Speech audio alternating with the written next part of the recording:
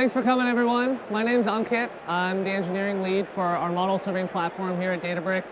And I'm excited to chat with you all today about some new capabilities that we're introducing around multimodal inference in our foundation model API. So let me first start by talking a little bit about what the product we've built does. We've built this product called Databricks Model Serving. Our philosophy has always been that we want people to be able to access any kind of AI model, whether it be a classical AI model, a foundation model that is hosted by Databricks, or a foundation model hosted by anyone else, from the same kind of product with the same single pane of glass and the same governance that you get within Databricks. So we want there to be one place for that. And in particular for foundation models, we wanted to be able to give people the opportunity to query all sorts of different kinds of models with the same API.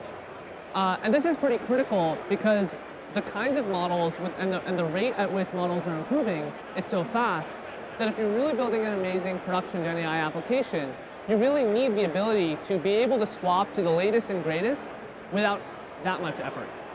One way to do that is by establishing a common abstraction such that you can actually query those models, write your application code in one way, and then be able to switch very seamlessly. So what we really want to do is be able to build the best integrated end-to-end serving platform. And so I'm going to talk a little bit today about some new capabilities we're adding there. So let's talk about what you can do with foundation models. I think everyone has tried ChatGPT, is familiar with the ability to go from text in to text out. And there's been obviously a lot of great progress in that area and a lot of improvements that people have made in text-to-text inference, but this is not the whole story.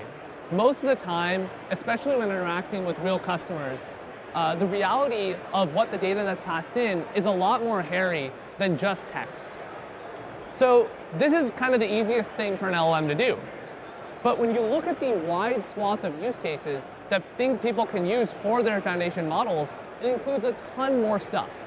For example, if you're in any industry where documents are either used now or were used before, PDFs are all over the place.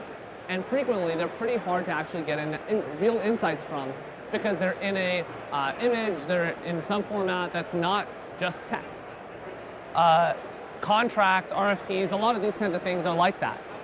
If you're in retail, you probably have a lot of data coming in with different kinds of images. For example, a lot of the retailers that we work with have product catalogs that have images.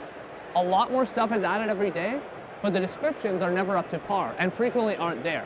So it's really hard for people to figure out from this like ocean of images what's actually useful, what are these images about, how do I semantically analyze these things? So in general, what I've found, especially within enterprises, is that what Gen AI has unlocked is the ability to analyze unstructured data at high scale, where previously, in order to do that with high intelligence, you needed to scale with humans, which obviously is extremely expensive, and it meant that a lot of data within people's lakehouses was just untouched and unused. And what foundation models have done is actually made that affordable to analyze with high intelligence. But not all data is text data. There's images, there's PDFs, there's audio, there's video. How do we actually make sense of these things with these same technologies? And so what we're announcing today, available in Databricks workspaces this week, is the ability to actually pass those images into LLMs via the REST API. This is going to work for a wide variety of models, but what it does is it unlocks the ability for people to build real-time applications that take in images and get outputs with text in very high quality. But like I said, right, like real-time applications are one set of places that people are able to use these foundation models. But how do I actually do this with all of this data that's sitting in the lakehouse? Do I need to write some query that then sends a bunch of parallel network requests to a REST API? I hope not. And so what we're actually also introducing at the same time is the ability to do this at massive scale. The interface that we've chosen for this kind of a thing is a SQL-based interface. That might be different if you're familiar with other batch products that exist in the market. They often ask you to upload a set of files somewhere. I mean, that kind of doesn't make sense for text, but it makes even less sense for images, which are already in your lakehouse. So with this interface, you're able to write SQL, write a quick prompt, point it at a model, and go, and run that at massive scale. So here, for example, we have a bunch of shoes. Let's say we wanted to filter our catalog for the ones that just are boots. I mean, objectively, if you had to solve that problem from scratch, you probably would have to go find some image classification model, then deploy it, then run stuff through it in order to answer this one question. And if the question changed a little bit, you'd have to go do a lot of that again. With foundation models, they offer the flexibility to do this once and change this over time very easily. But like taking it a step even further, right? You have images, but actually PDFs are a whole different beast, because you don't just want the text from them. They often have rich information like charts, graphs, and without that information being processed, you actually don't have a good capability. Historically in the industry, there have been OCR tools, there have been a lot of different bespoke things. With foundation models, yet again, we have the opportunity to generalize and thus save costs and time. So we're introducing this new AI function called AI Parse Document. And with that, all you need to do is put your PDFs in a catalog within Databricks, and then use this thing. We actually extract Markdown directly from the PDF using foundation models.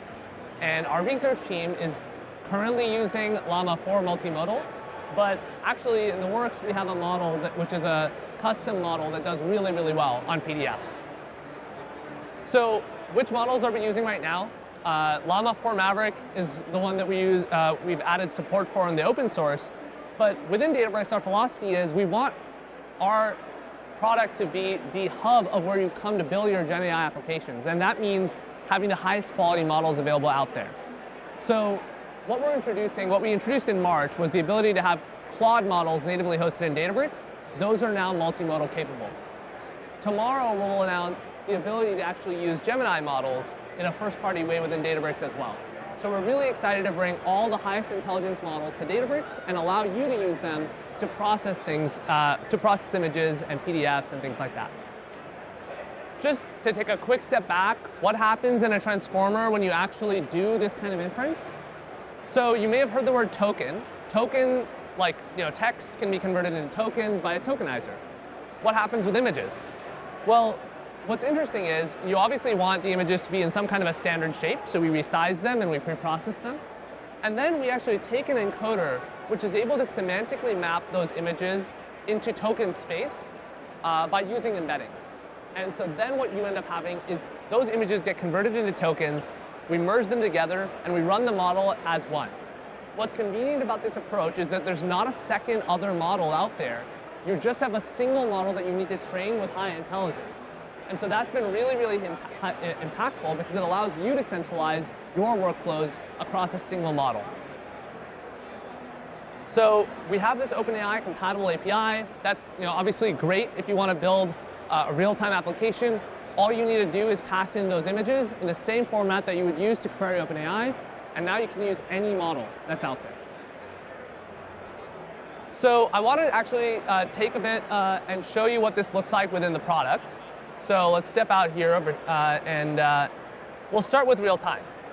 So if you can see here within Databricks, we have this playground where you're able to actually use a bunch of different models. You can use Llama 4, Claude, other Llama models. And so here we have Llama 4 Maverick selected. And all we did here was just add this ability to attach a file. So let's say I upload this one. Tell me about these shoes and how they're made and designed. So as you can see, Llama 4 Maverick, super fast model, because it uses this mixture of experts architecture, is able to really, really quickly give you a detailed analysis of what kind of shoe this is. You can do this with any kind of really, really highly complex image as well.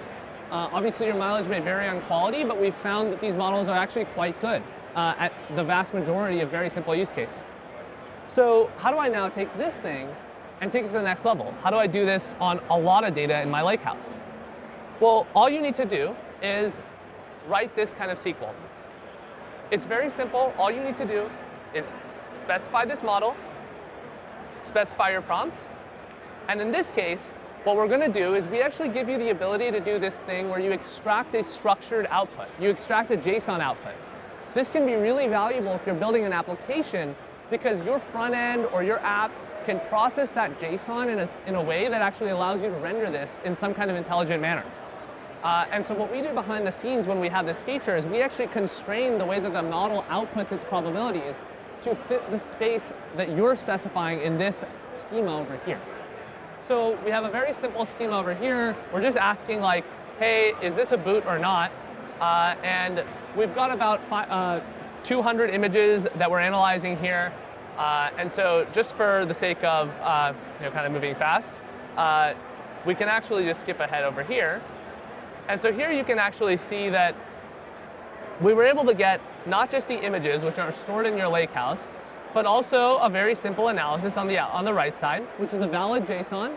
And you can see that, hey, this is clearly, it's a boot or it's not. And it's relatively accurate if you actually take a look at it. We were able to process all of that data in just 50 seconds. So that's a really exciting thing.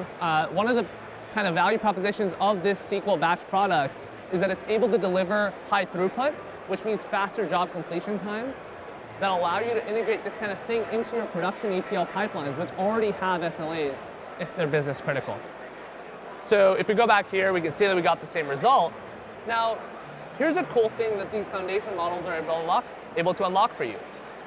This Boolean value of whether it's a boot or not, I mean, that's pretty simple, right? Like, you can take a look at it. It's pretty easy for you to do. It might not even be that much work. You could probably train a small classifier to do it. But if we just extend that problem a little bit, it becomes a lot harder. What if we make this a multi-class classification problem where actually we just want you to tell us what kind of shoe it is? Give me the categories. All you need to do is add that to this Boolean here, run it again, and now the model is at work on a much more complex task. Now, if actually specifying the model or specifying the prompt is not something you want to do, another capability that we do offer is a bunch of AI functions which are not model specific. You can do AI classify, AI analyze sentiment, all sorts of different functions that your SQL analysts can use without having to learn about the details of specific models or without having to do prompt engineering. If these were PDFs, you could do Spark. If these were PDFs, you could use AI parse document, and rather than converting it into a specific prompt with a specific text to output, we would actually already take the next step and use Markdown. So the way to think about batch products, in my opinion, is try to find places that have a layered architecture. Where the lowest layer here is AI query, you can actually specify model and prompt. The layer above that are AI functions, which allow you to perform specific tasks. And there, you can actually slot in things like parsing documents that are actually a general purpose task. So here you can see the model, the job completed, and you can actually say, okay, cool, like it's able to see these flip-flops and say, okay, these are flip-flops, there's sandals, there's cowboy boots, there's regular boots, there's slides. You can get a lot more detail just by kind of changing a little bit what you're asking the model to do. All right, so that was a quick demo about how you can use Databricks for this kind of a task. And we're really excited to make that available to everyone who has access to Foundation Model API this week. So what's next in multimodal inference? We want to go after giving you the ability to analyze all the data that's in your lakehouse. The next biggest thing that we've heard, particularly from folks who interact with real customers, is that they've got a lot of audio data, in particular call transcripts, that they want to generate insights from. Right now, the process to convert a call transcript to text takes time, and then you take the text and then you analyze that. What if you could just directly analyze the audio without having that intermediate step? Those kinds of things are able to buy people leverage to do a lot more different kinds of things. We also want you to be able to customize your model based on the kinds of data that you might see. These models are pretty good at the vast majority of things that you might see in the world, but very likely certain use cases, in particular in manufacturing, might have pieces that honestly the model has never seen, and so it's not going to be good at identifying those. But we've actually found that with our Agentbricks product and fine-tuning, you can actually just with some lightweight fine-tuning customize these models to be really good at specific tasks within your enterprise. Finally, we want to be able to make this a little bit more ergonomic for real-time customers. we understand that not everyone wants to pass in images as part of the request, so we want to be able to allow you to specify those things as URLs that we can then process and download on our side. And finally, for any real customer-facing application that's using images, it's pretty critical to think about guardrails, what kinds of images you're okay with processing, and we want to add that directly to our AI gateway. So that's a little bit about how we are thinking about multimodal here at Databricks. Would love to kind of take a little bit of time. I know we can do questions afterwards, and they're pretty tight on schedule. So that's all I had, and I'm going to be right here to answer any questions that people might have. Thank you so much.